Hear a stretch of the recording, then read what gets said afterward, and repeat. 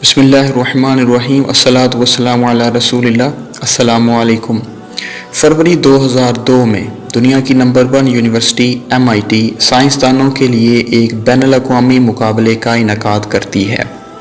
اس مقابلے میں حصہ لینے کے لیے امیدوار سائنسدان کے لیے ایک بنیادی شرط اس کی عمر کا 35 سال یا اس سے کم ہونا لازمی تھا، اور ججز نے یہ فیصلہ کرنا تھا کہ کن نوجوان سائنسدانوں کے تحقیقی کام اور سائنسی نظریات ایسے اچھوتے ہیں کہ یہ 21ویں صدی کی سائنسی تاریخ کو بدل کر رکھ دینے کی بھرپور اہلیت رکھتے ہیں۔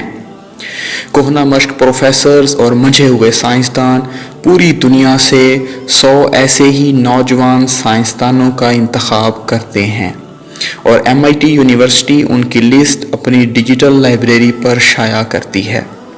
ناظرین، ہم اس سیریز میں آپ کو ایسے ہی کامیاب نوجوان سائنسدانوں کا تعارف کروائیں گے۔ آج کے ہمارے پہلے نوجوان سائنسدان ادی کنلے ادی یہ ہیں۔ ادی 1992 میں نائجیریا کے شہر ابادان میں کمپیوٹر پروگرامنگ کی ایک چھوٹی سی ملازمت کرتے تھے، لیکن اعلیٰ تعلیم کے حصول کے لیے کچھ ہی عرصے بعد اپنی ملازمت کو خیر بات کہتے ہیں اور دنیا کی مشہور و معروف کیمبرج یونیورسٹی میں MSc کے لیے داخلہ لیتے ہیں۔ یقیناً افریقہ کے ایک پسماندہ ملک سے دنیا کی جدید ترین یونیورسٹی میں داخلہ لینا جہاں ان کے لیے ایک اعزاز کی بات تھی، وہیں ان کے لیے اپنے آپ کو اس ماحول میں ڈھالنے کے لیے ایک بہت بڑے چیلنج سے بھی کم نہ تھی۔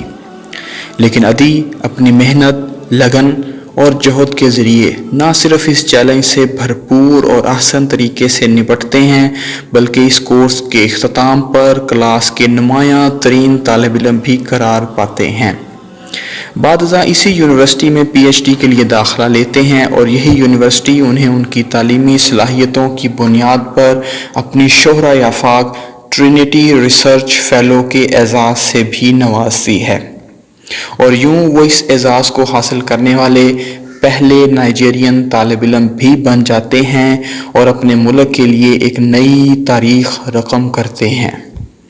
ان کی کامیابیوں کا سفر جاری رہتا ہے، اور پھر اس کے کچھ ہی عرصہ بعد دنیا کی ایک اور مشہور university national university of Singapore انہیں خوش آمدید کہتی ہے اور انہیں جدید ترین سائنسی لیبارٹری بنانے کے لیے $1 کروڑ کی خطیر فنڈنگ بھی عطا کرتی ہے۔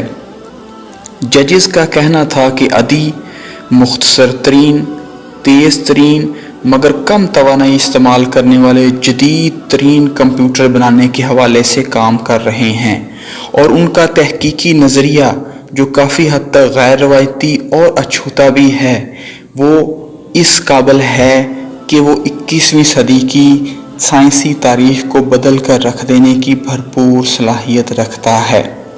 ادی الیکٹران کی گردشی حرکت کو بھی توانائی بنانے کے لیے استعمال میں لانا چاہتے ہیں۔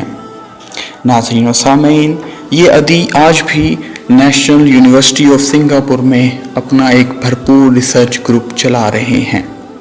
تو آج کے لیے اتنا ہی، انشاءاللہ ہم آپ کو اگلی قسط میں اگلے نوجوان سائنسدان کا تعارف کروائیں گے۔